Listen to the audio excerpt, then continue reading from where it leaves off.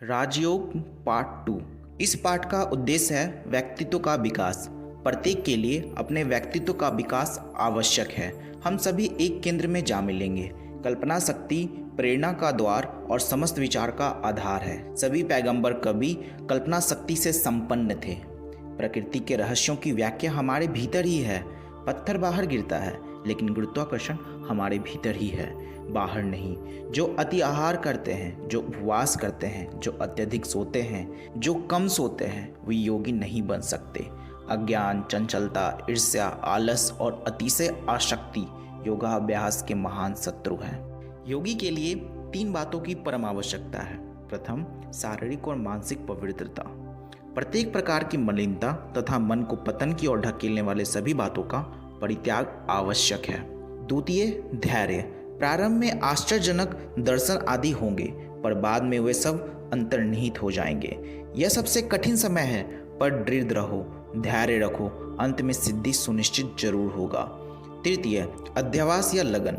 स्वास्थ्य अश्वास्थ्य सभी दशाओं में साधना को एक दिन भी नागा ना करो। साधना का सर्वोत्तम समय दिन और रात की संधि का समय है। यह हमारे शरीर की हलचल को शांत रखने का समय है।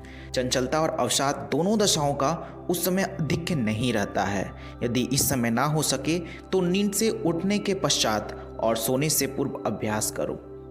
नित्य स्नान करना, शरीर को अधिक से अधिक स्वच्छ रखना आवश्यक है। स्नान के पश्चात बैठ जाओ, आसन दृढ़ रखो, अर्थात ऐसी भावना करो कि तुम चट्टान की भांति दृढ़ हो। तुम्हें कुछ भी विचलित करने में समर्थ नहीं है। सिर, गर्दन, कमर को सीधे रखो। मेरुदंड के ऊपर जोर न डालो। सारी क्रियाएं मेरुदंड के सहारे ही होती है। इसे क्षति पहुंचाने पर कोई कार्य ना होगा। अपने पैर की उंगलियों को आरंभ करके शरीर के प्रत्येक अंग को स्थिरता होने की भावना करो। इस भाव को अपने मन में चिंतन करो और यदि चाहो तो प्रत्येक अंग स्पर्श करो।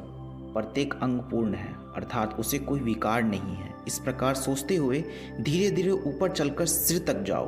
फिर समस्त शरीर के पूर्ण यानी निर्दोष होने का भाव चिंतन करो। इस प्रकार विचार करो कि मुझे सत्य का साक्षात्कार करने हेतु ईश्वर द्वारा प्रदत्त साधन है। यह वह नौका है जिस पर बैठकर मुझे संसार समुद्र पार करके अत्यंत सत्य के तट पर पहुंचना है।